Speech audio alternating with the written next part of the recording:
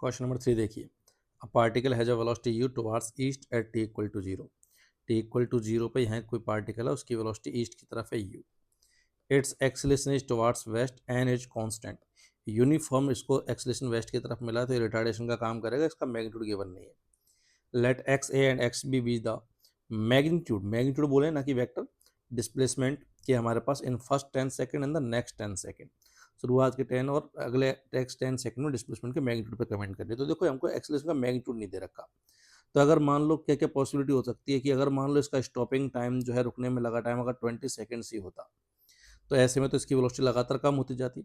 तो पहले 10 सेकंड्स में ये ज़्यादा चलता और अगले 10 सेकंड्स में ये कम चलता। तो ऐसे में पॉसिबिलिटी हो सकती थी कि एक्स से ग्रेटर देन एक्स भी हो जाए मैग्नीट्यूड में, है ना। अगर मान लो हमारे पास ये 10 सेकंड्स में ही रुक जाता, ठीक है, अगर ये 10 सेकंड्स में ही रुक जाता तो जाते टाइम 10 सेकंड चलता और आगे 10 सेकंड में फिर वापस भी लौट आता, तो ऐसे में एक्स और एक्स बी के मैग्नीट्यूड सेम हो जाते। लेकिन अगर मान लो इससे भी कम टाइम में अगर रुक जाता, मान लो ये 2 सेकंड्स में रुक जाता, तो शुरुआत के 2 सेकंड में ये गया, फिर रिमेनिंग 4 में, रिमेनिंग 8 में यहाँ कहीं पहुँच जाता। क्लियर।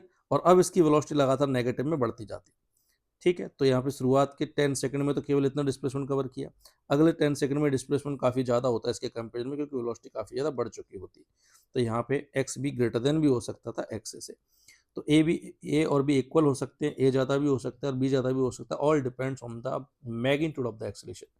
तो ऐसे में एक्सेलरेशन गिवन नहीं किया तो सारी की सारी चीज़ें पॉसिबल है। मैं श्योरिटी से ये भी नहीं कह सकता, ये भी नहीं कह सकता, ये भी नहीं कह सकता। The information is insufficient to decide the relation with relation of the X A and X B. बिल्कुल सिंगल चॉइस ऑप्शन में हमारे पास करेक्ट आंसर हो जाएगा डी। क्लियर है बेटा।